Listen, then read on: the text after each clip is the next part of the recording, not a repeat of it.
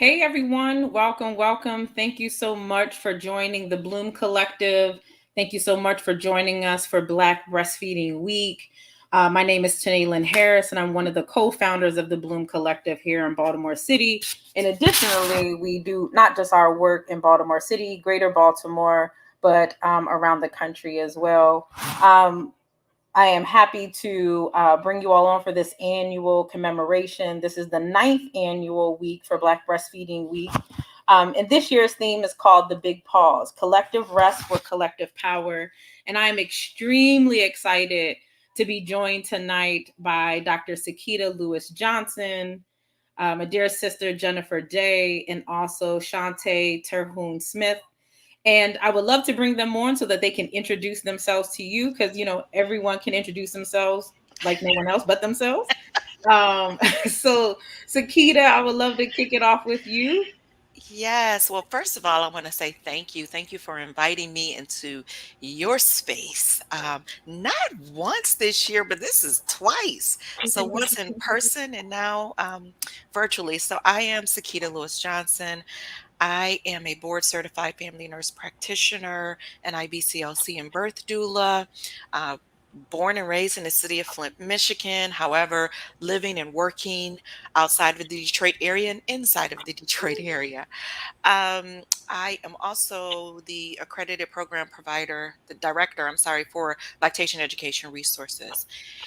And so, yeah, I am also co-founder of Southeast Michigan IBCLCs of Color, co-founder of Mama's Mobile Milk, and a board director for the United States Breastfeeding Committee. And I think that's about it because I think the biggest hat I wear is mama of three right now. So I should have led with that. But anywho, there we go. Thank you so much, Sakita. Jennifer? Yes, just so grateful to be here with you all today. Really, really humbled by the opportunity to share space with Bloom Collective because y'all are dope and doing some amazing, amazing work as true change agents in this work. So, myself, I live just outside of Detroit, Michigan, also where I serve. I'm originally from Canada, but born here in the city and returned, found my love, and have just really been grateful and fortunate to serve families here within my private practice. Feed the Babes as a board certified lactation consultant, a birth doula, and childbirth educator. And I also serve in lots of different capacities, all the hats, in the words of one of our sisters within SEMI. But really grateful to serve alongside these ladies, among others, within Southeast Michigan IBCLCs of Color as a co founder. And I'm also, sorry, ambulance going by. Um, and then also serving as a community building project manager with the Michigan Breastfeeding Network. And I also serve as a board director of IBLSI, International Board Lactation Consultant Examiners, our global, worldwide credential, that organization. But more than anything, like Sakita said, mom of two amazing children that keep me going and were breastfed for some time, but really are my why I do this work. Awesome. Thank you. And Shantae, so good to have you with us. Hey. Yes, thank you for having us. Look, I've already learned so much on the backstage of this. I'm all excited. I'm like, oh, I can't wait to play with it after this. Like, y'all gave me juice today. Okay, I needed that juice today. So yes, but I am Shantae Terhune Smith. Sakita and I switched roles. So I'm from Detroit, and now I'm in Flint. So that's how that's rolling. I'm a West Side girl. I'm an IBCLC. I'm a birth doula. I'm a childbirth educator. I'm a co-founder of Southeast Michigan IBCLCs of Color. I'm also the owner of YOLO, which means you overcoming lactation obstacles. And gosh, you know how you said other people do better. I don't do better like than myself. So, Thank you. but yeah, I wear, like she said, all the hats and doing different things in the community and some are everywhere. So I'll leave it at that. Awesome, awesome. Well, it is so good to have you all here. And it's so, funny thinking about, it's like all of y'all are in the greater Mich or greater Detroit area. And that was really by happen chance. But I think that there's something important just in the mix of this conversation. Lots of times that we've kind of talked about different things that I think is really central to the theme, the big pause. So in thinking about that, the big pause, the theme of Black Breastfeeding Week, and please know that when we say Black breastfeeding, we're also acknowledging chest feeding, we're also acknowledging body feeding and lactation, any way that we nourish our children. But thinking of that, what comes to mind when we're thinking of the big pause, when we're thinking of collective rest for collective power, for birth workers, for practitioners, for the healers and the root workers? What comes to mind? What do you center for yourself as that, and what is it that you wish or you hope that we can get out of this week collectively when centering the big pause? And any of y'all can take it. I'ma hang back because I can talk. So I'm just, That's all right. That's all I'm right. just I'm just loving y'all beautiful faces. So Imma hang back for a minute. All right then. You every time you open your mouth, you're amazing though. Thank you, Every way you sis. speak. Thank you. But I think something that comes to mind surrounding the big pause and collective rest is that rest means something different for everyone. And for myself, what I have really leaned into within the last year or two, I feel like when I think of rest and I think of self-care for birth workers and whatever capacity folks serve in, that sometimes that means like going away and like be doing you and like being alone and having space and solitude and just time to really be by yourself to recover, restore. And for me, when I'm alone, like naturally feeling, I was like, this is so depressing. Like I feel like very alone and isolated. And I felt that, but I didn't ever know how to articulate that until leaning into actually reading an article from Mama Shafia Monroe. And when I read this, it would like healed my whole soul. In that, for many, especially when we lean into our African traditions and culture, there is a book that an author, Sabonfu Somé, entitled Welcoming Spirit Home, Ancient African Teachings to Celebrate Children and Community. Amazing, amazing reading. And within that book, it really talks about like collective rest really means the word collective, in that when you bring together the community, the village, that can heal and restore the soul and the person. And so coming together and like being with your people, that can also be a form of collective rest, rest and self-care for the person. So for me, my husband and I talk all the time. When I have a lot of people around me, it's like it heals me, it brings me back. um, and so as a birth worker serving families, like it's taking from you the energy that you are exhausting and giving and sharing. You also need to restore that. And how do you recover from that? And for myself, what I've leaned into in the past couple of years is like being with my people, and that my people feed that energy back into me, and I'm back whole again after time. So self-care, the lesson that I've learned is it means something different for every individual, and that you can go back into yourself and learn what you need, and then like pour into that and find what that means, and then restore yourself through those channels. You saying a word there, Jennifer. You saying a No, word. I know. I love that. I love that. As I was listening to Jen, one of the things that popped up for me is she said collective. It means that we all rest. And I think I've been trying to get with the notion of, right, like we're moving there. But when I think about realistically the pandemic, and also here has been storms after storms, being that go-to person for the community, right, it's like Jen said, the folks around me are not resting, so I can't pause, right? It's like, and I think that's where that piece is. But Jen said something when we come together. The interesting thing about that is I'm such a introvert. I prefer to be alone. But during this pandemic, and maybe because it's been like in these four walls most of the time, I too felt like Jennifer. Like, I had the opportunity to go to Tennessee. I was like, oh, people, like I can touch and hug, right? Same thing with Bloom. I mean, when I came to Bloom, it was like so refreshing.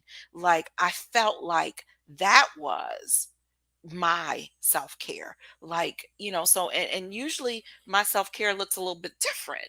And so I'm not sure if it's just the whole growing thing and maturing, or if it's related to how we've learned kind of we didn't have a choice but to be alone. And when I say alone, I mean in our family settings, we're not getting out and seeing other folks. And so, but I think about that from a sense of right now, we're not in a space where we're pausing. I'm hoping we all get there together. But until then, I will rely on those around me to give me that energy. Mm-hmm. Oh, thank you, Sakita. I agree with all of that. Like I think I'm a little weird in what restores me. Y'all be like, Shantae, that's creating more work for you. But just seeing the timer at the beginning, like that gave me juice today. Like I was kind of like, yeah, yeah. And I saw that and I was like, oh, like girl, yes, like that gave me energy. Like just being in a creative space and vibing with somebody, like somebody could send me something that I might have used them their services for like a flyer or something. And I'm like, and it gives me energy to go work on something else when I probably should be resting, but it fuels me. It fuels me again. I think the other thing for me, like as far as like resting, if I can read a book, I'm happy because like I don't have time to read a book. So I feel like if I could do something that I would usually enjoy, then I feel good. If I can complete like a movie or a Netflix couple of episodes, I feel like I'm winning. And I like checks out and will do absolutely nothing. And the other thing is like putting my phone somewhere where I won't keep responding.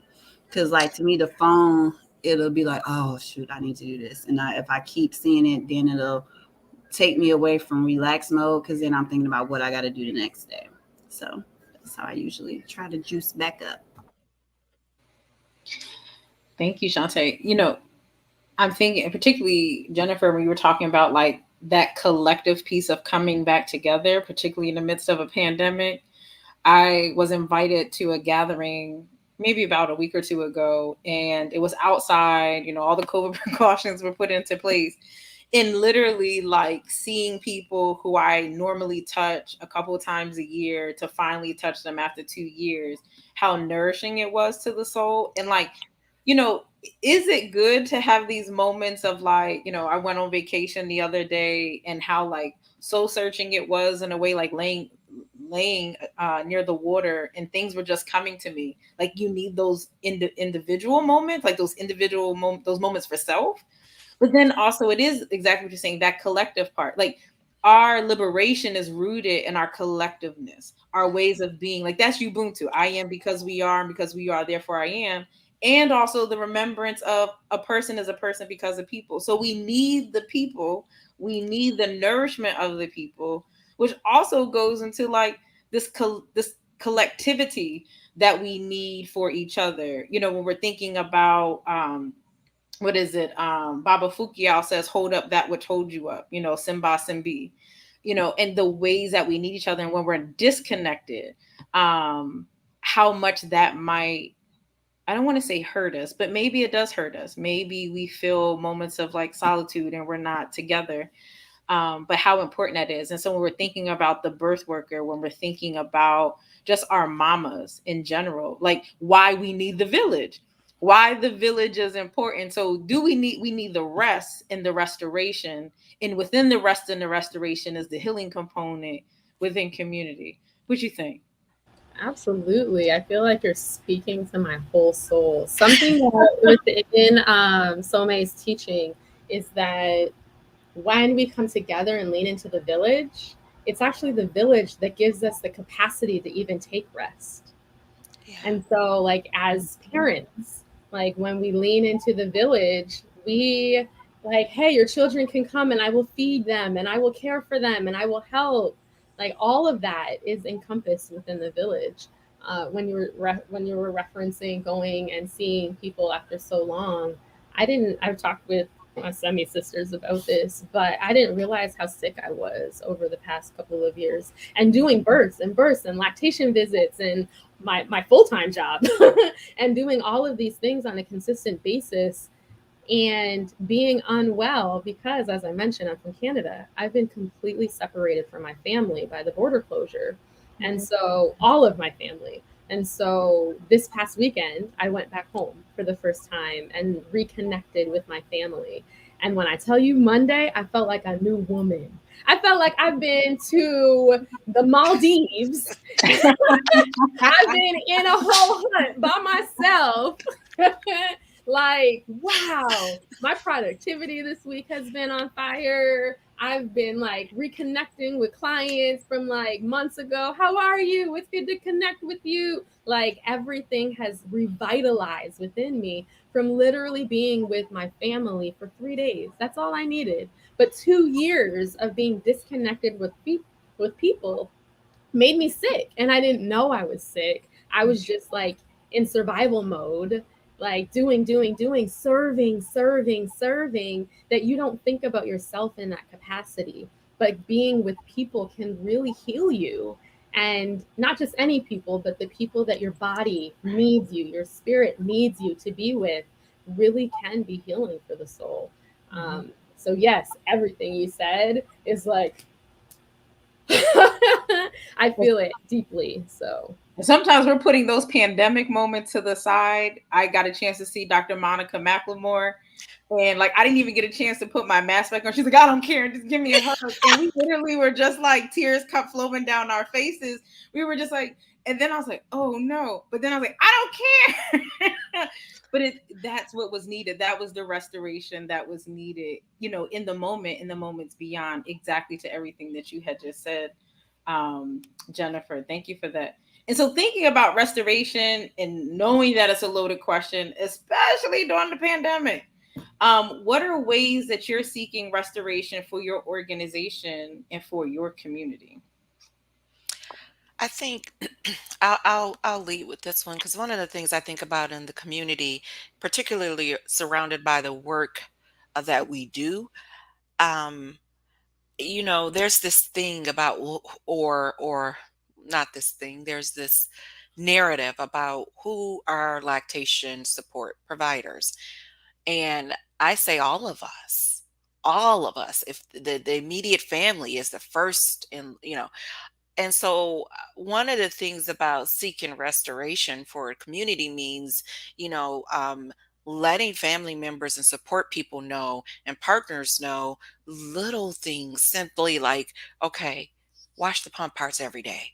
Whatever that may be, whatever that thing is to help folks to be able to look at a situation and say, oh, I didn't know that. So let me, right? Um, but for our organization, I think for us, we seek restoration every day, because we still out here burning these streets. And so sometimes we have to send a group text venting, getting it off of our chest, right?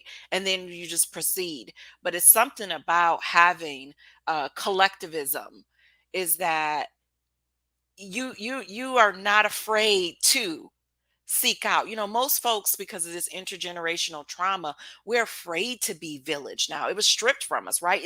It's foreign. It's foreign, right? But I think restoration, especially within semi, is being able to feel a certain kind of way and be able to right then address it and not feel like I'm burdening anyone. Feeling like, yep, we got you. We gonna hold you up, and this is what. And sometimes they'll figure it out and come back, and then, or I'll figure out something for them. And and I think that as far as in the pandemic and what we have had to pivot to, and be for one another, I think that's as good as it gets. I really do. That, and I'm speaking for myself. So Thank you for that, Sakita. And Shantae, I'll want to kind of pivot this to you, just like thinking of the fact I know you're from Detroit, and just being the fact you do so much of your work in Flint, like thinking about all that we know around Flint and the water and just so much more. Like, how are things looking for Flint? What is, what does restoration really look like right now? What is it that folks in community are needing? And us who are not in Flint, who are not in Michigan, what are our ways of supporting that restoration that the community needs? Let me shout out my shirt, the Black Millennials of Flint. I went to their event on the 13th, I think it was. Yeah, but shout out to them. I learned a lot, like just being in their presence. Like I think people in Flint are still hurt and like they need trusted resources, and I think that's restoration for them. Like to know, like, hey, I can call you, I can count on you. You gonna show up. Like I feel like you're not judging me. You're gonna meet me where I'm at. You're gonna help me meet my goals, not what you're trying to tell me what you think I should be doing. And I think just knowing that in certain places in the community is restoration, or and just being in spaces like these events that the Black Millennials of Flint have. I think those are healing spaces. And I will say, like, I've learned something from these millennials, and I was discussing this the other day.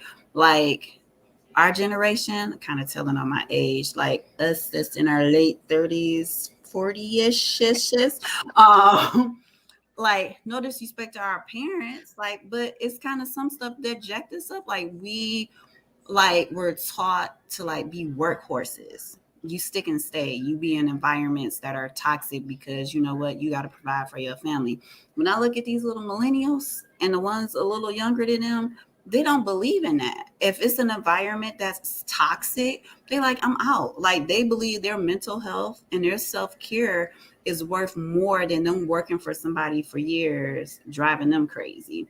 And like it geeked me up. Like, why do I do crazy stuff like that? It's because I've been taught this and I took it. And I don't even think it's like we taught our kids not to do that. But I think they came out and was like, oh, it's a new day. Our generation not gonna do this. Like and so I'm inspired by that. And people be like, well, don't you think it shows that they are a lazy generation? They won't stick and stay. But I'm like, they out here creating businesses. They out here like they're intelligent. They out here doing their things and they taking risks that we are afraid to take. And so if anything I've learned from like the city of Flint is that you can make it. Like your hustle and your grit is everything. And like don't tolerate nobody bull crap. And I think that's something, I think that's restoration in itself. Like I ain't gotta take this. Yeah.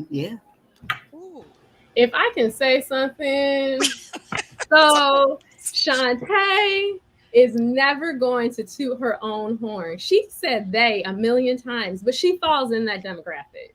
She falls in the demographic of the people who are like, I'm just gonna go ahead and be great all by myself. Y'all ain't doing this right. Let me create.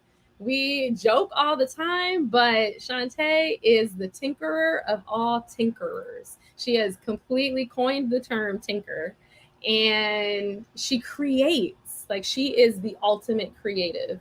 And truth be told, she is the only Black lactation consultant in Flint, in the entire yes. county of Genesee County. Hmm. And so when you're thinking of everything that happened in Flint and is still ongoing in Flint, it is literally Shantae who is saving lives, saving babies, saving Yes. parents. Like she is the Yes. epitome of what the future generation, the legacy of families who are thriving, surviving, completely on their own without the help of those that should be helping because of who is responsible for these things. But Shantae has created a whole thing to ensure that families have what they need.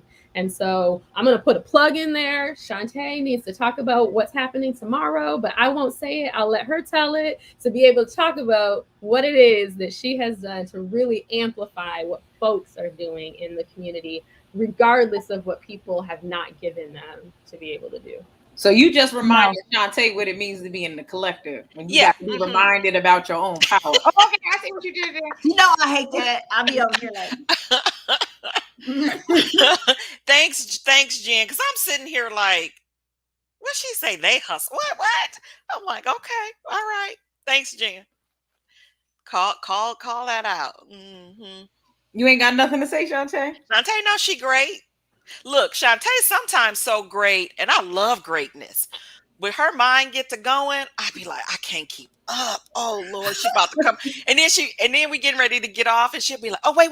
I'm like, ooh, she got more. Like I am literally like, I cannot keep up with Shantae. That's how her mind works. And the ideas be so great and so phenomenal that I'd be like, okay, can we savor the first two ideas? Can we, but then she'll add to it, and it's a real dynamic in her mind going on. Sakita do. She be like, maybe we can do that 6 months or a year from now, Shantae. And I'd be like, we can't do it next month. She's like, no, Shantae. I'd be like, okay. But you gotta have somebody like that to pull you back in though. You need somebody to be like, Shantae, we can't do this tomorrow. Like, but Yeah. Vanessa put in the chat, community call outs are the best. It's the community who reminds you how valuable you are. Yes, I agree. Okay. I'm I'll telling take you. that, Vanessa. I'll take that. Yeah, Shantae has saved me plenty a day. I was so glad when Shantae, actually my aunt hooked us up, or my cousin, and was like, "You got to meet my niece in Detroit." Anyways, I'm telling you, I used to burn 75 North to go help my family with lactation needs.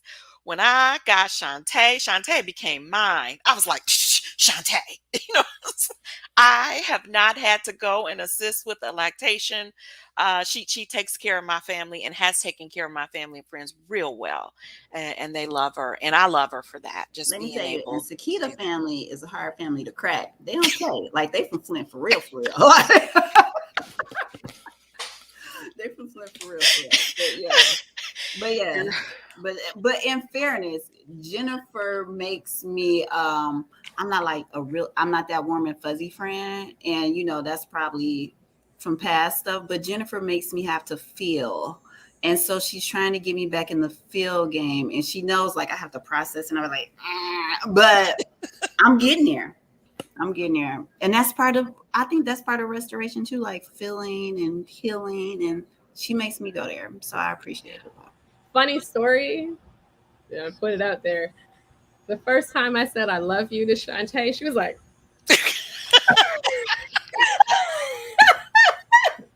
her husband was like, whiplash, like, what she just say? Look, I think she's still working on it. I sent her a text the other day that said, "Love you," and what you say? Thank you. I did. I'm still working it. I was like, Yeah, I was ooh, about to say I'm about to bust her out because that was just a couple days ago. it was. It was. I'm working on myself. Y'all pray. Look, we all gotta be working Yeah. on ourselves. And it is those moments. I mean, sometimes it is a shock factor because we're not used to it. We're not used to love. We're not, and not saying this in regards to Shantae, but just in general, sometimes the way and how love shows up, some people are shocked by that and they don't know what to do.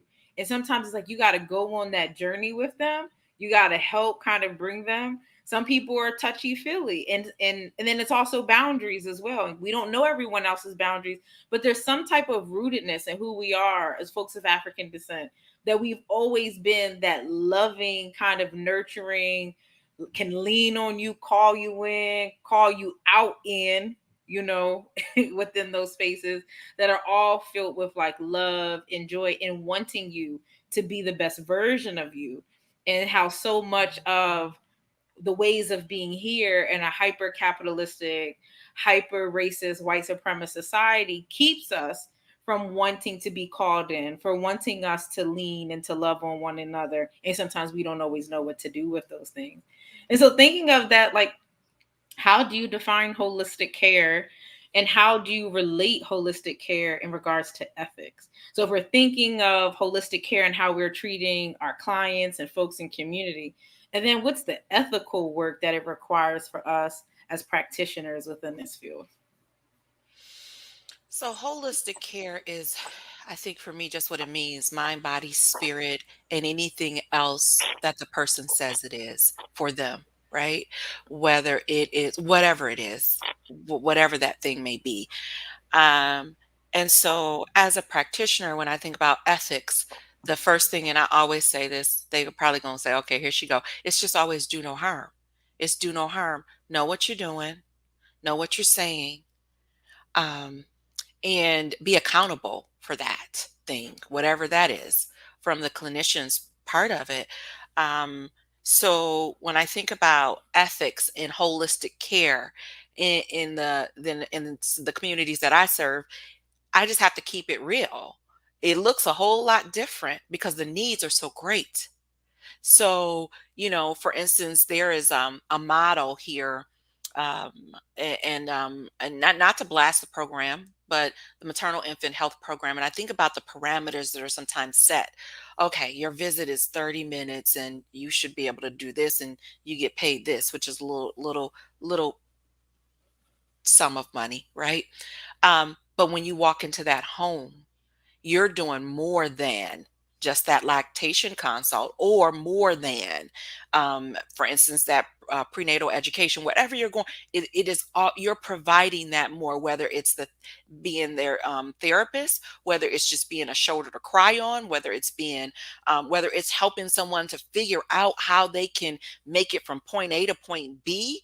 And so I think about holistic from that standpoint, is that the needs are great, and it all relates to equity. Like, everybody does not need the same thing. There are some folks that need a whole lot more. And how I relate that, and when I go into homes, I know, Sakita, you're probably going to be here. Book yourself for at least to be here for 3 hours. And if you're not, that's fine. That's fine. That's a bonus. But I'll leave it there for me. Thank you, Sakita. Yeah, I think Sakita like sums it up so beautifully in that, like, at the end of the day, it's do no harm. And so when I think of the comparison between holistic care and ethics, there is a term, sawabona, I see you. And so, as providers, if we are serving families, like, there is treating families, or you are my client, you are my patient. There is a clear delineation between that and servitude Hmm. and serving families. Folks will hear oftentimes like one or the other, and oftentimes you can tell who's community and who's not. Because of that distinction between how families are served. And so if you go in and are serving families and you're leaning into, like, I see you, and I see all of you, you are serving them holistically. You are responding, as Sakita already shared, to all of their needs, and ensuring that it's done so with like relationship, authenticity. It's not just going in and supporting a family that one time. It means like you're seeing them through this process. And that takes time, and that takes true like trust of relationship. And so folks, I know we were joking about like that relationship that is growing between Shantae and I. Like, we see each other. I know that I can rely on like a true, authentic, like sisterhood response from Shantae. And should be like that even when working with families. Like, they are really going to truly lean into the process, but that's not going to ever happen if they don't trust you and trust that you really see them. And so that's holistic care. And on an ethical standpoint, you're not doing harm because you're responding to all of them and all of their needs. And you're doing so without bias, you're doing so without judgment, without shame. You are doing so because that is what community does. And that's how community serves community. Jan, I just want to say, preach, girl, preach. Yeah, Hmm. I agree. I would say, like how she said, being honest with families. I'm that lactation consultant birth worker that'll tell you like you a little type A. Like Well,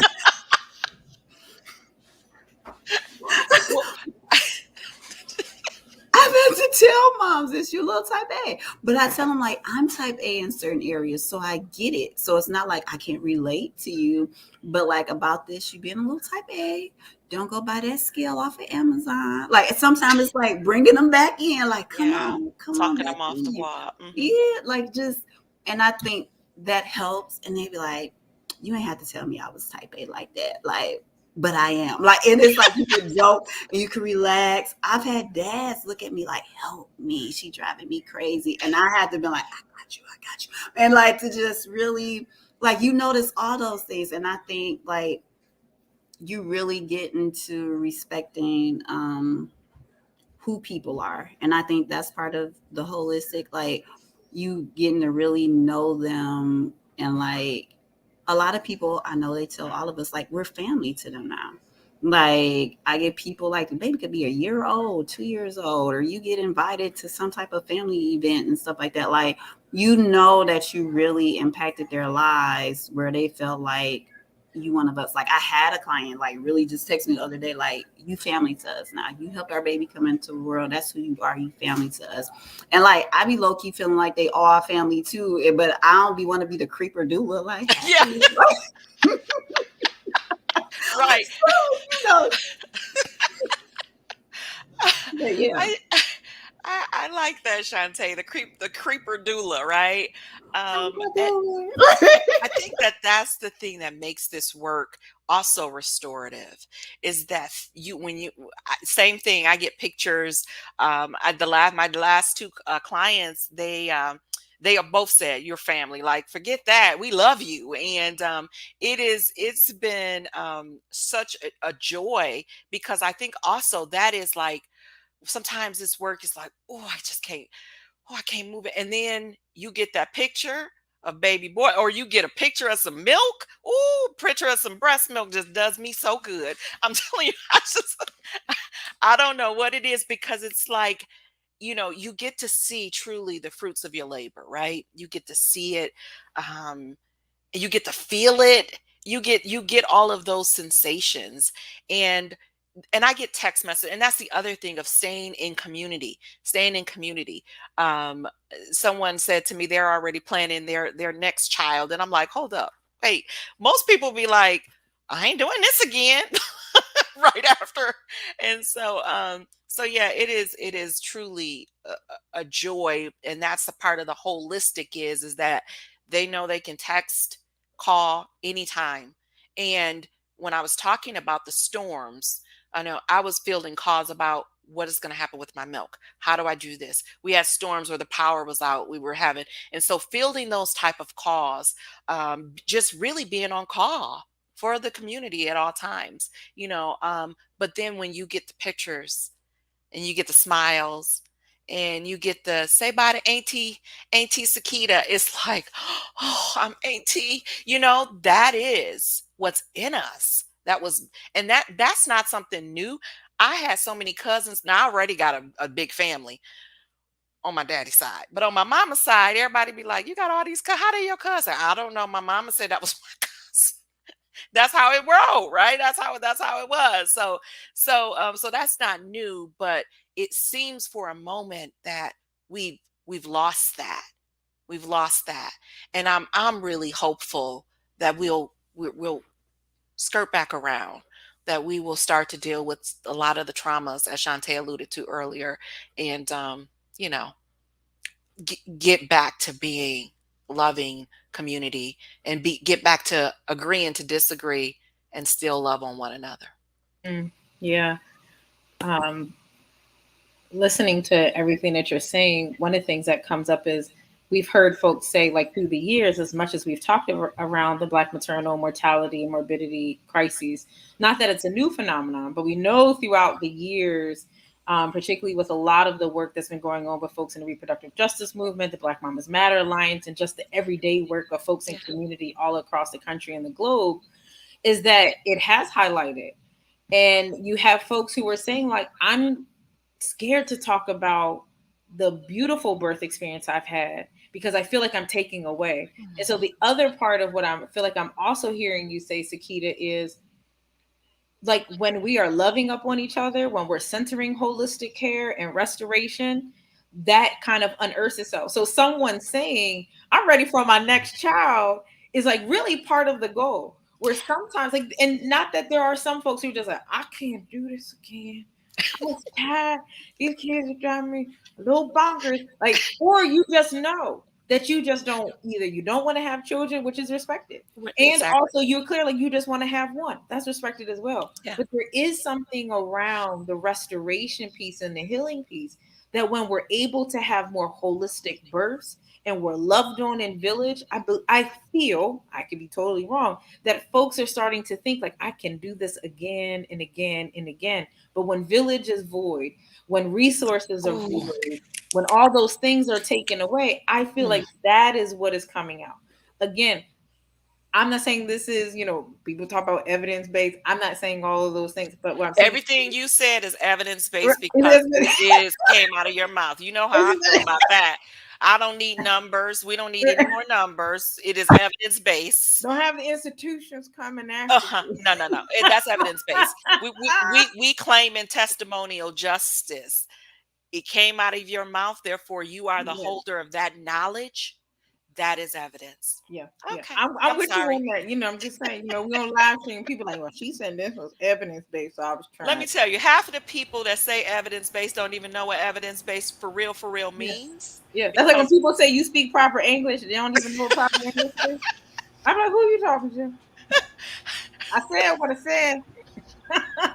Said what I said. If I have one more person tell me you speak so proper, you talk white. that's Oh a no. whole nother. That's like a Bloom gonna have to come back with just that topic A alone. whole Like, other Oh no. conversation. And But yeah, the whole evidence based thing, we talk about this in semi all the time. mm, And like that storytelling, like all of this is what the evidence is because this is the qualitative piece of it. mhm, This is what families say. And truly, if you listen, like our Black Mamas Matter Alliance sisters say, like trust, listen, invest. If folks listen, that's all that we need. It's yeah. truly just listening. And yes, there is a place and a space for decolonized research. However, until we get to the place where that's all that exists, then we need to lean into just what families say yep. with Hmm. prioritizing the voices of people. Hmm. Yeah. It's like it's the ways that we've been, the ways how centering our lived experience is the evidence-based piece of it. It is our traditions, it's our indigenous ways of being, it's our indigenous ways of becoming. And in some regard, sometimes, I was all really kind of being funny, like it ain't evidence-based, but it is. It's exactly that. No, I said what I said. And these are the things that we know when we're in village, right? These are the things that we know when we are connected to one another. And we're collecting these stories. It's like W.E.B. Du Bois, when he was knocking on doors, he talks about this in the Philadelphia Negro, and he's knocking on doors and he's getting these everyday relational conversations with people. It's the everydayness, it's the way of being. And sometimes we center this idea of Black excellence, right, within the people who have all the degrees, as opposed to Black excellence simply being the way in how we love up and we show up for one another. It's not about just simply being the first. And I also think that to me personally, again, I could be wrong, but I think that there's a little bit of an arrogance in our way of kind of saying we're our ancestors' wildest dreams. There's an arrogance in there. That means that I don't think we really know our ancestors. I don't think we really know all of their contributions and their way of being, the way of been, the Yeah. ways and how we wouldn't even be where we are if it wasn't for them. But Right. we sitting Right. here saying that we their wildest dreams. Right. Honoring what In was what before. circumstance? Yeah. Yeah. Yeah. I feel Where are all we that. comparing ourselves to? Who are we comparing ourselves to Ooh. say we're the wildest dreams? But we get so excited about having the first doctor, the first PhD, the first this, the first that. And it's like, in what society are you talking about? Because we've been doing this. Yeah. Yeah, but part of it is the that and I don't want to say lack of I'm going to say that the knowledge of all of that has been stripped, as it's continuing to be. The truth has not been told. And so I think that's at the center of all of this when we talk about how we diverge in thoughts and ways of being. It is because of the things that were done since 1619. It was because of the stories that came with those over into this country in 1619 weren't able to be passed down. It is because of now we have this awareness and this movement, right, of folks really trying to get back to community. And really, I think a lot of that is in us, has been passed down in us, just like intergenerational trauma has been passed down, right? And so there's this war between the two. There's this, we're reclaiming village, we're reclaiming. How do we reclaim when some of us are broken, when some of us don't know, when some of us have these ways of being? Like you, I'm a believer of, there are two realities that can exist in that, right? And so that's heavy. That's heavy. Yeah. And thinking of that, when we're talking about like what we have oftentimes talked about in Africana studies is the remembering, right? And so sometimes we have to remember because what we've been told to remember might not just be it. And so we have to delve deeper into that. And also let me just make sure I say it. When I hear Ben Ben, I oftentimes heard that from Shauna Murray Brown. She would often say Ben Ben. So, trying to cite Black women for things that they say. Yeah. But, Yes. and equally, and the parts of this is the genealogy, the historiography. So 1619 is important, but we also have to remember the contributions of Black folks here in the 1400s and the 1500s. And so 1619 doesn't give the full depth and the breadth of our placement here in the States. Yes. And it equally doesn't give our full depth and breadth from our time on the continent, also in the Caribbean, and all those other things, and everywhere else across the globe as well. And so, just wanting to also center that, because I think sometimes we're kind of paying homage to an individual as opposed to the ways and how that history is there and who gets to tell the story and how the story is told, that doesn't really allow us to get to the uncovering of so much of our own historiography and our genealogy of the ways that we've been with, here and elsewhere. Yeah. I love this conversation. Right. Oh, She was all heavy with it. I was like, I want in your library. I'm like, what are you Yes. I'm like, what you over there reading here? Oh man. So Lord, we're just sitting here riffing off of each well, other. hold on. Before Right. I gotta give a shout out too, since Shantae gave a shout out on her shirt. You ain't messing with my breast Breast milk. milk. Teach me how to Yes. breastfeed. Yes. Yes, Tanifer, Chimera, Urban Matriarch. Yes, I love that song. Teach me how to We'll have to put breastfeed. that Okay. in the chat. What is it? It's teach me how to breastfeed. Teach me how to breast, right? Okay, we're gonna have to put Yeah. that in the chat so people can get that. And I was going to show also, we'll put in the chat when we were talking about holistic standards of care. The Black Mamas Matter Alliance, the care Yes. group had created, it was a black paper, one was a white paper, it was a black paper called Holistic Standards of Care for Black mamas and birthing folks. Yeah. And so I wanted to also throw out to you all, what would you say to pregnant, lactating women? And when we say women, we put that with an X, non-binary, all the ways that you love, appreciate, nurture, and support our families and community and birthing persons. What is it that you would say to them and their caregivers when we're thinking around restoration practices? I would say, this is me, and I see it with families all the time. Like, having that generational thing where it's like you got to be on the spot. It's like you cooking, you cleaning. If you laying down and resting, like, it's a problem with that. Like, think about how we even visit mothers. Like, we come over there for the baby. You're not helping me cook, clean, go grocery shopping or something like that for me.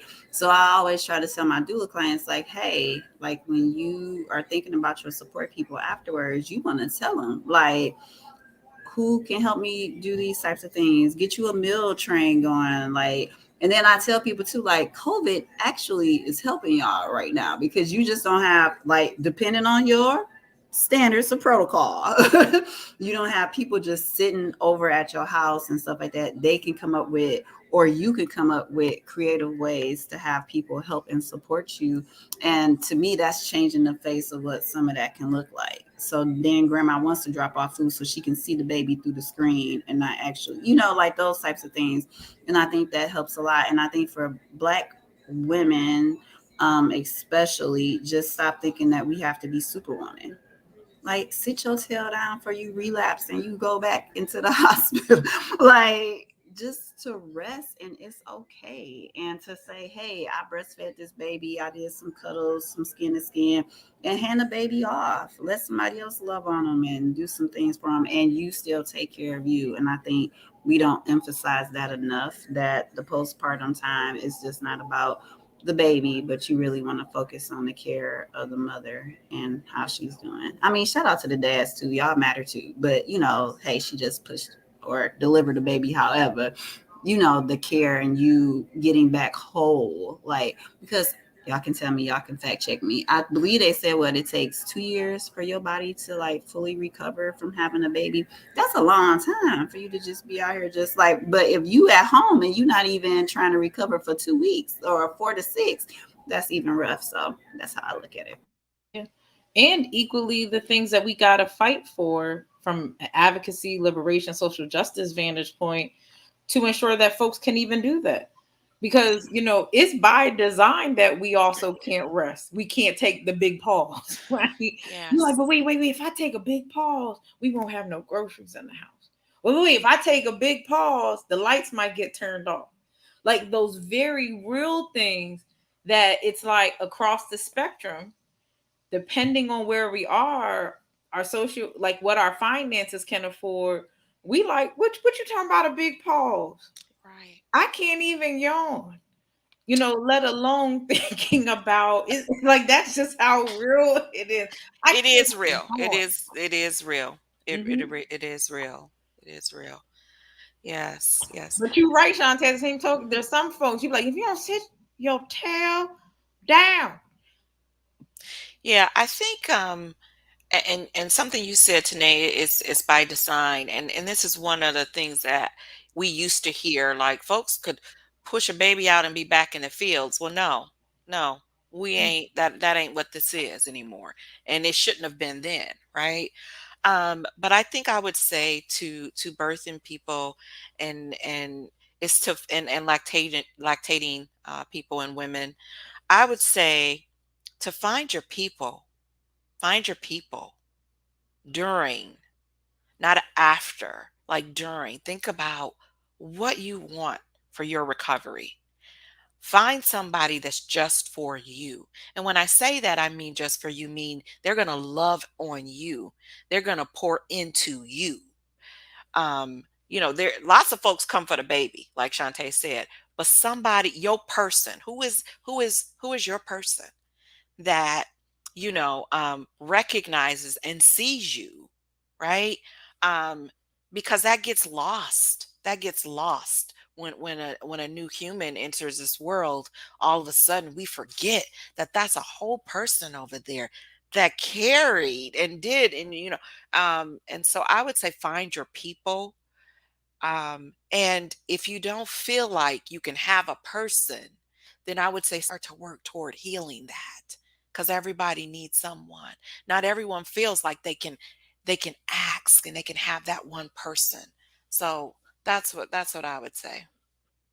Yeah, I think there are two things that I would speak to surrounding it. And one is for us, we have been stripped of what our culture, our identity truly is. And so leaning into our traditional practices really can help restore our bodies faster than what colonialism allows us to think it can do. And so, Mm, because of that, it's going to take longer. The systems that are at play are going to make it longer. And we're going back, as you mentioned, Tanae, going back into the work way too prematurely. But then what does that do to our bodies? We're literally taking time off of our life expectancy because of the way that the system's set up for us to not survive and to not thrive. And so what I think of is like leaning into the foods that we need, our body needs for us to restore and to recover. The bone broths, the things that our grandmother made, our great grandmother made. And we're like, no, I don't want to eat it. It's terrible. But these things really do help us recover and restore. And so, like, if we don't know what those traditional practices are, leaning into our elders to learn, to unlearn what we thought we knew and relearn what we don't know that we don't know, so that we can be healthy and whole in a holistic capacity. We've talked a lot about the village, leaning into the village that has the solutions for what that is if we don't know where to go for it. If our grandmother's lost that, our mother has lost that, going to who does have those answers for us, for our bodies to thrive. So there's that. And really leaning into the people who can support us with changing what these harmful practices in policy that require for us to like not be okay. And so not having or specifically having policies that continue to promote systemic racism, to allow all of the things that impact our entire parenting over our life course and beyond to happen. So, like, when we're talking about systemic systems level change, like, and I mean, my Sunny sisters know I go on this soapbox every time I go in any space. Systems work is what is going to really shift from us being held under this colonial capacity where we just are like oppressed in such a culture that our bodies were never meant to live in. And so, as we're continually oppressed in this capacity, there's going to be like a tug of war within us. Like, my body says I need this, however, culture tells me I can't, because like my employer is expecting this, the hospital system, like I experience harmful practices in that space, my mother told me that I need to do this, however, because of what she learned within all of the systemic racism and oppression and just everything that's there, she's doing her best because of what has been given to her.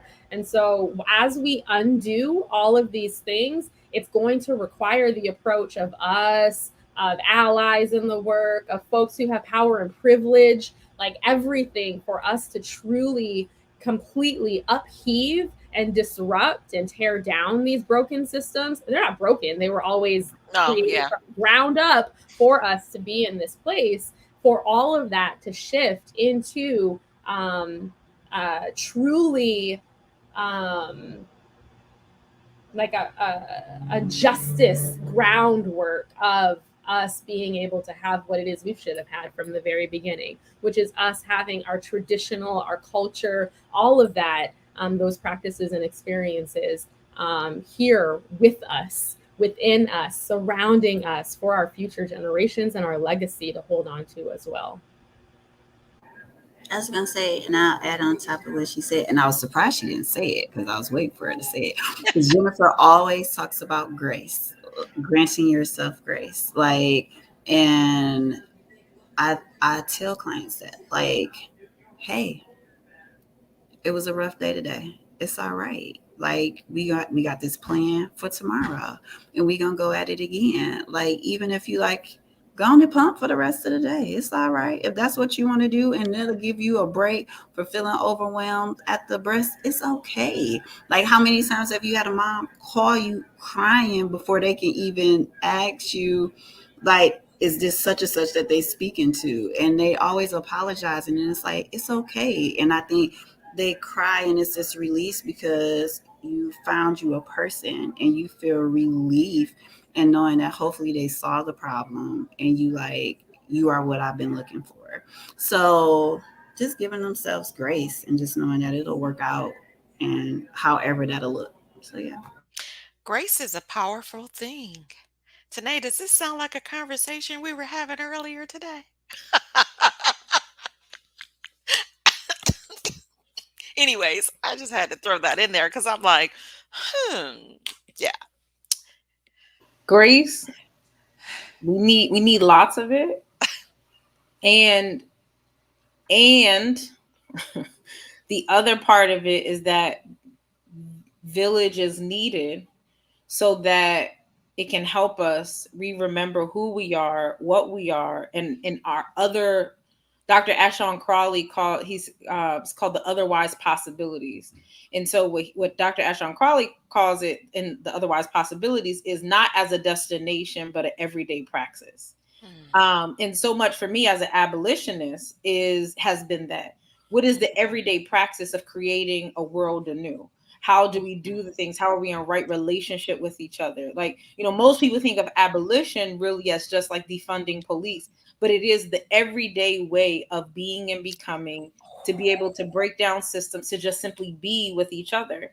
And I think in top of that, when we're thinking about each other in this work, we're thinking of Black breastfeeding, we're thinking of Black birth workers, we're thinking of our connectivity, our collectivity is also the ways in how we have to be accountable to also shed that veil that's been over us, that we also don't realize how we equally can cause and perpetuate the same harm. And so we have that grace that's needed, but we also sometimes disconnect from village because we don't want the accountability, and the love that's possible for us to get to that particular destination, that otherwise way of being, because it's comfortable to be within this system that causes harm. And so when you're so tied up in it, when you've been socialized and so accustomed to it, you're like, taking that away is too much. You're taking away my good. Don't take away my good right. that I'm used to. But equally, just like, we sometimes don't want the village because we don't want to be accountable. And the accountability piece is really what it requires. That's when it requires eldership. Who are the elders that you're connected to? Yeah. Who are the everyday people that you're connected to and you're accountable to, you're accountable for? Um, and so grace is the substance of things that hold us together, while equally the acknowledgement in the ways of having that grace to also bring it full circle, to let us know these things that you're doing might be causing harm, and they are causing harm. And then then it is, Davon Love here in Baltimore, he talked about the veneer of white supremacy racism. And so you might see folks of color, you might see Black folks in high places and high spaces, but the reality is that you can still operate within those same systems. And so how do we have Black folks who, where it's Black led, but equally being accountable? And so how do we do that work? How are we in right relationship with each other as we're thinking about the big pause, as we're thinking Right. about restoration? Is those healing ways and those traditions of Ubuntu. It is the interdependentness, I'm creating up a word, Yeah. that it requires for us to be able to do this and do this, better. Tanae, you speaking to my heart about ways of being, and it made me think about Dr. Joy DeGruy when she talks about vacant esteem, Mhm. that section in post traumatic slave syndrome. And I go back to that, and I go back to that to read it so that I can allow myself to feel grace for others, because I know that it was learned. And the reason I can do that is I think about it in the context of being a former labor and delivery nurse, in that I was a part of a system that was causing harm, right? I had to unlearn in my doula practices. I had to unlearn some of the things that was perpetuating harm in the area. I never had heard obstetrical racism, right? I had to go and read about that thing. I had to truly learn that this is what I was taught, right? So then I had to back up because I was feeling guilty. Now I got to give myself grace. And what does that look like to have been a nurse for so long, to have witnessed the things and even trying to fight for those things, but also being written up, being blackballed, being kicked by a physician. I mean, just the things that um, you speak into so much, but when I think about when you talked about collectivism and accountability and ways of being, that's conversations that we need to start having amongst ourselves, and that conversation needs to be amplified, because that is equally important. And that is a way, because some folks don't know what ways of being mean, and I'm going to put it out there: you do some sneaky stuff, that's ways of being. And you do it more than a couple of times, you know what? I can still love you, meet you where you are, leave you right there. But your ways of being, I can't deal with you. And so, and some folks will be like, oh, she doesn't like me, or she this is shade. And no, no, no, no, no. I saw what you did, or even your spirit spoke to my spirit, and something wasn't sitting right, right? So when we talk about ways of being, but again, I think about that, and I think about vacant esteem. It takes me back to that. It says, yep, Sakita, this is a person, grant them grace, be in your space. Grant them grace, stay in your space. That's a t-shirt, girl. Where Angeline at? That's a whole t-shirt. Vanessa, I've been loving you in the comments. Come through, Vanessa. I know Mhm. Vanessa's been on one. I See, can't wait to look at the comments. Yeah. we She have. said, Vanessa put, I always say white supremacist delusions impacts everyone. I mean, it really is. It is the way, even if you look at the cycle of socialization, Dr. Mm, Bobby Harrow has this, and it shows like this full circle of the ways we all have to unlearn it. And sometimes we might not find it out until years later. We're socialized in it within our, faith practices. We're socialized in it within our schools. We're socialized in it with the people that we love. And so much of it we have to come to terms with: is it anti-black? Does it cause harm? And we just have mm, to contend with that sometimes. mm. And so it's not just, the veneer of it, but actually like literally focusing on how do I do the work of unlearning, relearning, and learning new ways of being and becoming, so that I can do this work with greater intentionality. Like that's the work that I am continuously doing for myself. How do I ensure or attempt to ensure that, exactly to what you all were saying, cause no harm? Yeah. And it's not just like we say that like doctors and practitioners say that, but literally, like if we were to wake up every single day and say, what can I do to ensure that I cause no harm? Intentionality is something you say all the time, Tanae. It has to be there. I'm just saying, it has to be on the forefront. It has to be how you think. And also, when I think about ways of becoming, I think about becoming as a everyday thing. Each minute, each second, you can become. Mhm. Until you take your last breath, you can become. But that takes, again, your word, Tanae, intentionality and focus. Mhm. Mhm. Mhm. And I think something that has been said a lot surrounding the collectivity of it is, or collectiveness is what I was looking for, is like getting yourself a group of folks that you're accountable to. And when I think of, there was something that was said in the chat earlier. I think it was Vanessa that said, I need to move back to Michigan and be part of SEMI. Come on, um, Vanessa. Come on. Come love it. on. Come on, Vanessa. When I think of our sisterhood, our safe space within SEMI, I think of that level of accountability in that, like, none of us are beyond reproach. And it requires for us, like, we need to have our elders, and you also need to have your folks that you're in linear relationship with to hold you accountable to those levels of like how to like truly do this work and ensure that there is that high level of belonging that is there along with the everything we're referencing right now. I think what's missing is having people that you can trust, that you can do that with and be in the same space with, because what we experience oftentimes is you do that and you see something that doesn't jive, and your spirit says no, that's not it. And I blame the system in creating a lot of us that have a lot of issues that needs healing and needs restoration. It needs for us to like really lean into like doing our own inner work to truly like heal and recover. And then, as you mentioned, Sakita, unlearn what it is that we thought was right when we learned it. And then we learned, oh no, like this is not it.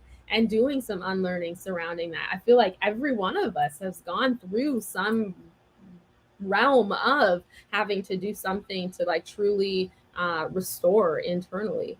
But when I think of semi, I think of the folks that don't have spaces like semi, surrounding that level of accountability and growth and love and sisterhood, and being able to be called in when needing to be called in, and being able to truly like grow and all of that, what it is that we do in this space. And just to say, this was not on purpose for this to be semi and Bloom Collective. It was kind of like, hey, I do relationship with you, let's do this thing, and then okay, this person, and then this person. But it's just happened this way because you learn trust and you learn relationships, and it's kind of just grown into this. And that's what happens when you do like community and truly get community. Mm-hmm. There was I something think else I did it's want to say that I didn't say earlier surrounding getting money into our organizations, Black led and Indigenous led organizations. I Mm-hmm. say this every single time where you can't talk about policy work without like not saying that that needs to translate into getting funding, and not small amounts of funding, 20,000, 25, 50. That is not enough. We're talking millions of dollars into Black led and Indigenous led organizations that are the community, our born and bred community, and truly are serving community. Like we've always had the solutions for our own communities. We don't need people coming in and telling us how to do community and how to serve families. But Mm-hmm. funding is a way that we can just revitalize and do our thing and work and serve and do this. It's pouring back into community. Because we've always known how to do the work. yeah. Just give us the money so that we can do it. So we are not bootstrapping. So we're not, because we've always made a way out of no way. Sometimes when we get a couple of dollars, we be like, wait, what am I supposed to do with this money? Yeah. Because, not that we don't know how to, we don't know what to do, but you've been so used to not doing, and you get a little bit, but yeah, we need it. Yeah. Jennifer said when she was talking about accountability, it made me think back to ethics. And I think, Mm. thinking about this and tying that in ethically, it is a responsibility of mine and of me too to be held accountable, right? Holding folks accountable in love, because you can't, for example, um, just throwing out the example of the idea of, oh well, I'm just going to say I'm a whatever, and I don't need that education. I don't need the certification. I don't need that knowledge. That's harm. That's harm. Even our ancestors trained one another. So to act as though now the system that's been built around it and hijacked a lot of the practices, right? Um, that's necessary in a colonist type of way, but you do need the knowledge. You do need the skills. You cannot just be out here willy-nilly and no knowledge and hurting folks. And so the accountability piece, I think, I remember we were sitting talking, and one day I was like, they don't never challenge me. I was like, look, y'all ain't gonna challenge me. Oh, ever since then they've been giving it to me. Sakita, and I told her this when she was on Trap Chat. I'm like, and it's not in a bad way, but I think, how Tanae said we all need elders, right? And to me, low key is one of those unwritten rule type things that Sakita is the elder of the group. So it's kind of like, even though we say we have this horizontal model of leadership, But it's Kita still saying like she's still a tenderoni. she Exactly. is still a tender. She's a tenderoni elder. Okay. Like we can still hit Bobby Brown and she can still be our tenderoni. But and I'm good with that. But I think it's kind of like, well, I called it the OG of the group. you can be the OG. Like I think it's an unwritten rule where she's the OG, and so it's kind of like, and I think she low key knows she the OG because she'll pull a meeting back in and she'll be like, ah, ha, ha. And then we be like, okay, like, and we let her because it's like, well, she the OG, so we gonna roll with that. Like, I think it's an unwritten thing, and I kind of thought she knew, but I Yeah, mean, I thought she knew too. I'm learning something in this conversation. This is she so didn't know. interesting to She Listen. me. didn't know. Okay, we're gonna She didn't change the know. subject now because y'all, okay, let's talk. Today, what you got for us? She's the oldest child. You know how they get Oh, down. she the I older mean, we sister. see you as She the like older big sister. sister, big Kita said sister. she a Yes. tenderoni. Okay, she's still tenderoni. Knees might be hurting a little bit, but she's still tenderoni. I mean, big Uh, sisters do what big sisters do. yeah. Sakita has come to my house. I've been in tears, a whole mess, because we work in some jacked up systems and it's hard out here for us folks. But Sakita has legit come to my house and picked me up off the floor, sat me on the couch, cried with me. Like, those are things that true, authentic sisters will do in the middle of the night. Dark and all, let me put on some slippers and some pajama pants and come over and help you because I'm not going to let you sit on the floor and cry by yourself. Like, that is what a big sister will do. And so, true honor, like, I do see you as a big sister because you've been in this game for longer than us, and the way that we have been raised is you honor, and not like in an eldership type of way of like my grandma, Yeah, my y'all just keep mama, throwing but that like elder word up in there. Just elder, keep like you on are doing it. older than me, and I know that you have done this for longer than me, and I honor that and I respect it. And so, like, true sawabona, I see you because you truly have a heart to want to be a big sister, even if it's like, okay, why do I got to be the big sister? Because I'm Mhm. I don't Yeah. want to be called an elder, but truly, you naturally fit within that role in our hearts. I mean, speaking Vanessa of called Thank me, you. hey, Hey, auntie. Auntie, in Yes. your Black Panther voice. I heard it in the. Mhm. That's how I heard it. I was over here like, hey, Auntie. Like, Vanessa, I'm here for it for you. Okay. I am here. Okay. I love me some Vanessa. You better come through, Vanessa. Auntie vibes. Yeah, Okay, Oh, so thank y'all you, say Whitney auntie is auntie. vibes, not definitely Thank on you. to vibe. elder.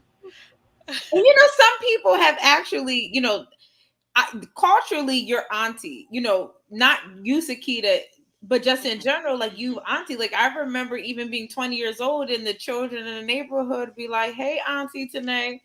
And like you accepted it. And it wasn't like a mammification as much as it was as like an eldership. And I honor you, or also like, I know you're going to call me out. So let me just let you know that I see you at the same token. Like it is just like that respect piece. And sometimes I do think like, when people are like, oh, I don't want to be called auntie, like, I respect it when people saying that they don't. And then sometimes I also am thinking, how disconnected are you? Where really like auntie is really just like, I see you, I'm honoring you, respecting you, and all those things. But so thinking of all the things we talked about restoration, we're coming up close to 8 o'clock. What, when people talk about like, why are Black lactation consultants needed? Why is it important? What does it mean to be a lactation consultant in restoration and healing and liberation? How does all of that come full circle? Why is it important? Why is it needed? And how do we kind of move forward when we're centering restoration, healing, liberation, pause, rest, grace, love, all the things? I got this story, right? And like, cause I'm the only Black one here. So I came into like a hospital room one time, right? And I saw this mom and I was trying to encourage her to at least give breastfeeding a shot at a local clinic, right? So she has the baby and I come to see her in her room. I didn't know it was gonna be her. And I was like, hey, like, how's it going? And she was like, girl, let me tell you about these nurses. Like she was going off and whatnot, right? And I'm like, yeah, like tell me about it. And she's like, I'm trying to get this milk to my baby and stuff like that. And she was like, I ain't even gonna breastfeed. Then I look and she has all these bottles of milk like sitting on like the end table in the hospital room. And I was like, girl, that's all your milk? And she was like, yes. And I start dancing. Like I'm in the room like, what? And she like, Shantae, stop. And I'm like, girl, come on. Like, this all your milk? Like, we about to run this up to NICU. And she was like, let me tell you something. When she saw me at the clinic, when she came for her postpartum checkup, she was like, when you came in the room and you started dancing like that, that's what motivated me to keep like delivering breast milk to my baby. Cause she was like, I was about to stop. She was like, how I was being treated. She was like, I wasn't feeling like I wasn't doing good or whatever. She was like, I was about to stop. Now tell me, and this is no shade to white lactation consultants, but with a white lactation consultant that came in there and gave her the same vibe, I mean, she might have still encouraged her, but I feel like we connect on a different type of level. You know what I'm saying? It was like I knew what she needed. And you know, I'm that Elsie. I will come in the room and I will give you what you need. I'm gonna dance. I'm on whatever you need that I feel like I can give you in that moment. I'm gonna give it to you. And I think just knowing like you see me, you get it, and I identify with you. You look like me. Like I don't feel like you judging me. You on my level, because you could be a black LC and you could still feel like you this up here, and people still ain't gonna connect with you. Yeah. But just knowing that you in a community, I saw you at the clinic. I'm seeing you here, like, and I don't think systems understand that. Like when you community based, I'm touching everywhere, and this is where you not touching. And so to go back to that and just know that, I mean, we black girl magic. I'll say that. Like I usually don't say cocky stuff, but I'll say it like, uh, that's why it's not that many of us, and they know they need more of us. And like, and if you don't, and you're not putting us in places, or like Jennifer said, giving us the money, then you know you still not going to impact rates like you claim you really want to do in our communities. So I definitely feel like, yes, we need more of us, and you still need to respect and invest in the ones that you have, because I mean, we could do it, and we could do it on a larger scale and really impact the health of our communities if we had the resources that we need. And I think because that's known, it's not given. But that's another soapbox for another day. But yeah. Yeah. I think I'll add, and I want to plug Metro Detroit Midwives of Color because this is their tagline. We are the women we serve.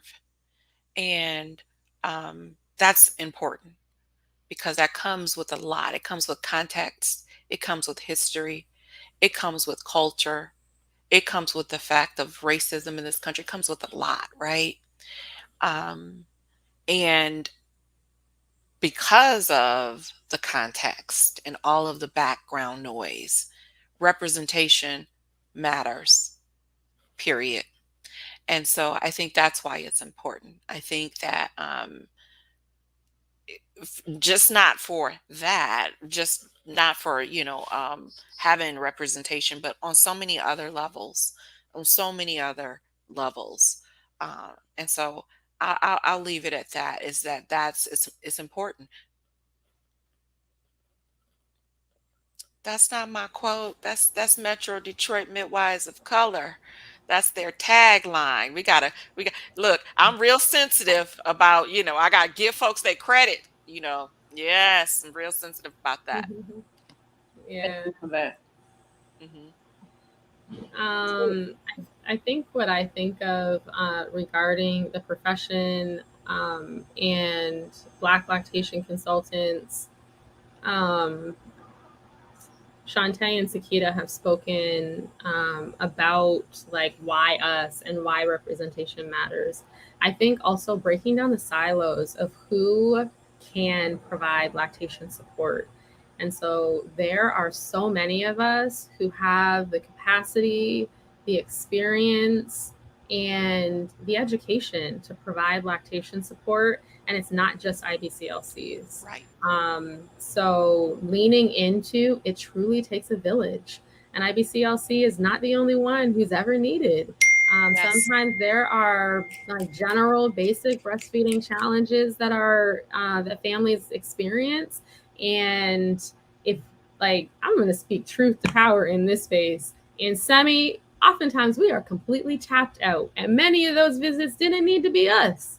However, we're going to go and see families However, because our systems just don't trust folks that have the experience and the capacity to do it and are trusted by the community to do that, then families are still experiencing gap in care. And so, really leaning into the fact that it takes a village. It takes a village of providers. It takes all of us to do all of the things and entirely encamp the family around with that level of support. Um, get you an auntie, get you a lactation consultant, get you a peer counselor or an alphabet soup of all the different credentials, get you a doula, get you a midwife, and add a black in front of all those. Get you a postpartum doula, get you like every single one of those. And then you're going to have that whole village around you to ensure that you have everything that you need. But specific to breastfeeding, your doula can help you with breastfeeding. Your midwife is going to support you with breastfeeding. Your auntie is going to support you with breastfeeding. They're going to be a champion. So, really ensuring that, and as Black lactation consultants, we know these things. And I mean, I'm speaking to this as a person who is on our board of directors for IBLSI. And I know where I'm needed and what's within my scope. And I know how to say that's outside of my scope, or I didn't necessarily have to be the one to provide that service. And oftentimes, like, we can even become gatekeepers ourselves and taking on colonial oppressive standards by thinking that we can do bad all by ourselves. And that ends up adding weight and burden onto us as well. And so it's not just us, it is us plus a whole community of people that can provide that level of support for families. So I think that's the only thing I would add surrounding like truly serving families within breastfeeding as lactation supporters, as lactation professionals, and really leaning into the fact that it takes a whole village to do that. And that's holistic right there. Right. I mean, that is literally what it means to be in community, what it means to be in village. And it also is us reflecting on the ways and how living within a colonial capitalistic society causes us to center scarcity as opposed to abundance. Yeah. So we won't say that that's out of our scope because we want to be the one. Yeah. It's best for you to say that I don't know what I don't know. And how do I go outside? Like that's what it means to center the excellence and the genius of us is to be able to admit when we don't know. Right. I'm not a scientist. I know that it's Right. important. And I can say, I don't know, but I know who I am going to find to have a conversation with you, or I'm going to figure out how to give you the best information. And we have to think about that sometimes. What we'll go speak on panels on topics that we're really not well versed in because we want to be seen. We want to be the person. And the beauty of it is that when we can see the genius within each other, that allows us to really center the communal aspects in the communal genius, because we're able to say like that ain't my realm, but I do know the person whose realm that is. And how beautiful it is to be able to also defer out to other people whose realm it is in. And that's the beauty. So, like, when we think about scope, scope is such a word now that some folks, it tastes dirty, but it really is just saying you don't have the knowledge to support, right? That's the only thing. You don't have the skill set, the knowledge, and that's okay. And I think about that when we think about our leadership movement that we have as horizontal.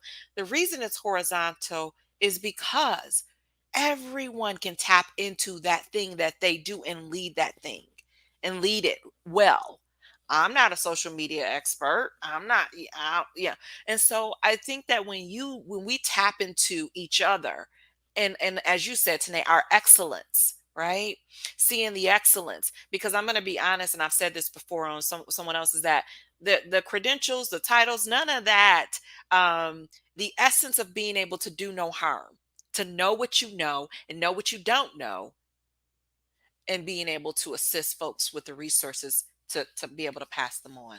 Um, and so ooh, we could be on this call all day long because y'all been dropping some knowledge.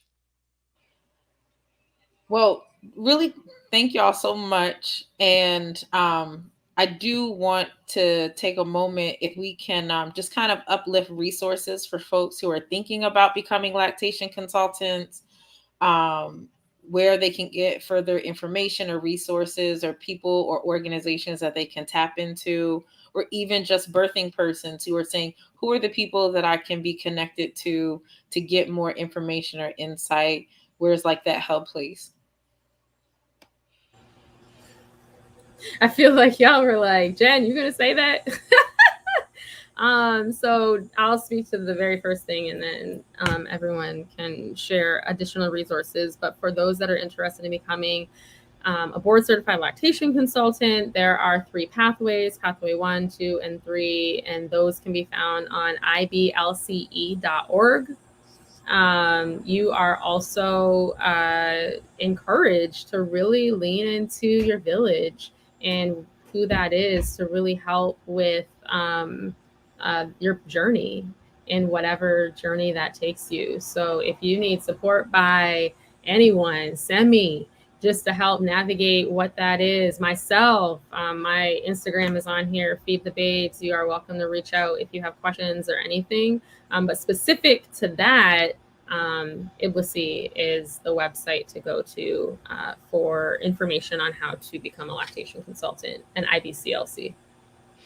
I would also offer that if you're just someone who want to support in the community, and you everybody may not want to become an IBCLC, but maybe they just want a little bit more knowledge to learn how to support, right? And to work within community, as we're talking about village, and it takes all of us, right? Sometimes you just need that extra confidence and knowledge. And so I would say, take your classes. I know with Tanae, they have the Bloom Collective, they have cohorts. There is extra knowledge that I mean, I work for lactation education resources. And so just get a little bit more knowledge so that you can support. And then the other second thing I would say is to tap into your local resources. So your local breastfeeding coalitions, find out who's doing the work in your neighborhood, in your community. And if it's nobody, then you do it. You start it. You get it going. If that's your passion, if that's your thing, right? Sometimes we're waiting for other folks to come in. It's like, well, where's this? Where's this resource? You're it, honey. That's what I'll say to that sometimes. So with that being said, I'll leave it there. You basically saying that thing that's nudging you, that Yeah. thing that's irritating your Hmm. soul is Hmm. maybe the thing that you're supposed to be ushering and stepping into. That. That part. Well, it has definitely been a joy to be here with you all. I thank you all so much. Getting to know you all through the years and the amazing work and the connection and the communal pieces that we've been able to hold each other accountable and lean on and call in. So I thank you all for the time, for being here with us. Oh, go ahead, Sakita. I just got one more thing. Speaking of our babies, our NICU babies, our babies in the Mm. NICU, when we talk about village, there is one thing that you can do, and that is just to organize.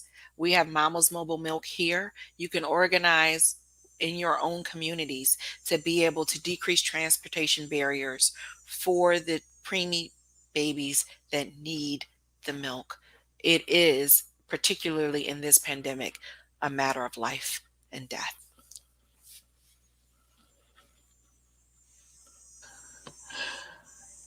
Thank you so much, Sakita. Shantae, Jen, and Sakita, it's been a joy. All of y'all in the chat and joining here with us. Vanessa, Whitney, Vanessa. Dominique, Shamia, Yes. Desiree, Michelle. It's been a joy. And Stephanie, folks joining us on YouTube. So thank you all so Thank much. y'all. Thank y'all for seeing this conversation as worthwhile. I appreciate everyone who joined. Thank you. Yes, And thank you, yes. Tanae, for asking for us to be here with you this evening. Absolutely. I Thank you still all want so your much. top 5 books in your library. I'm like, what you over there reading, girl? Because I'm over there like, Yeah, those are the resources we need as we're talking yes, about village. Come on, you can drop that stuff in the chat as well, yes, because you I was appreciate kicking it. some knowledge. All Yes. right, so I'll just grab the first few. Look, and I ain't getting paid for none of this. Look, they said Exactly. ask. They said ask and you shall receive. Seek and you shall find. All Look right. at this. Oh my So we goodness. got The Healers by Mm, I Kwe Arma. okay. Hmm. We got Walter Rodney, How Europe Underdeveloped Africa, Mm. Of Water and Spirit by Molinami Patrice May. Jennifer, you mentioned that. I also want to uplift this Mutual Aid, Dean Spade, and uh, then Baba Fukiao Kindizi, the Congo Art of Babysitting. Um, there's also another book that Baba Fukia has, which is called Imbangi, which is literally a lot of what we were talking about. Adrienne Marie Brown's book, We Will Not Cancel Us. I saw that. Undrowning by Alexis Pauline Gumbs. Raising Free People by Akila Richards. Killing the Black Body by Dr. Dorothy Roberts. Revolutionary Mothering, which is an anthology. And then We Do This Till We Free Us, Abolitionist Organizing and Transforming Justice. Miriam Kaba wrote this. And there was another book that had hit my heart, and then I just lost it that quick. Um, but yeah, I can put them in the chat. But I'm always down for a good book list. I got 50, 1100 million over here that still need to be read. So, I but can't look, I'm still wait. busy writing them down. We listen. I was trained with folks like Dr. Greg Kamathi Carr, and we had no choice but to read to know the things. And it was like, if you're gonna talk about anything, you need to make sure you know about the thing. That doesn't mean you the expert of Yeah. the thing. Right. That's Um, right. just know of. But yeah, those are just a few works. And then I also want to uplift. You were talking about NICU families. Dr. Donna Ann Davis. Reproductive injustice. Mm. Such great and holistic, books and reading and just the amazing. So we can put all those things in the chat. So, but again, I Thanks, thank Panay. My husband's gonna be like, "You just busted the book budget this month, Jennifer." listen. I'll tell And you, my partner. Vanessa says she need them in the chat. She needs you to list these books there. Okay, I'll put them in there. Listen, and sometimes when you have a partner who's also a bibliophile, you be like, "Now I know that book that's right there. That one actually belongs to me." He's like, "But we in a partnership." I'm like, "Now when it come to books, now when it come to books, that belong to me." Don't move my books. I know exactly where they all are. Yeah, you move a book off a shelf because I got books that are read, books that are not read. I know the order. Don't touch my books. Now we have some issues. Yes. I'm telling you. So thank you all again so much. Thank Yes. y'all for joining us. This will be Thank up you. on both YouTube and our Facebook page, and so we look forward to it. Again, this is the ninth annual Black Breastfeeding Week. Of course, we're centering breastfeeding, chest feeding, and body feeding, all the ways that we nourish our families. And equally, if you want to continue to follow along all the amazing events, you can follow blackbreastfeedingweek.org, and also hashtag, I believe is Black Breastfeeding Week, and then BBFW21, where you'll see a highlight of all the different events that are happening virtually and even in person. For the folks who are in the greater Baltimore and DC area, or Maryland in general, or even our folks in Philadelphia who sometimes come to visit us, we'll be having a mutual aid event on Sunday where we'll have some lovely self-care giveaways, breastfeeding bags and slings and diapers and teens. So we hope to see some of you all. That'll be from 2 to 5 o'clock on Sunday. And also some breast pumps and lactation equipment. So we look forward to seeing you all. Sakita, Jennifer, and Shantae, thank you all so much. Looking forward. I know we'll be texting each other by tomorrow. So I appreciate y'all. Thank y'all again. See y'all Thank you. soon. Have a good night. Bye bye.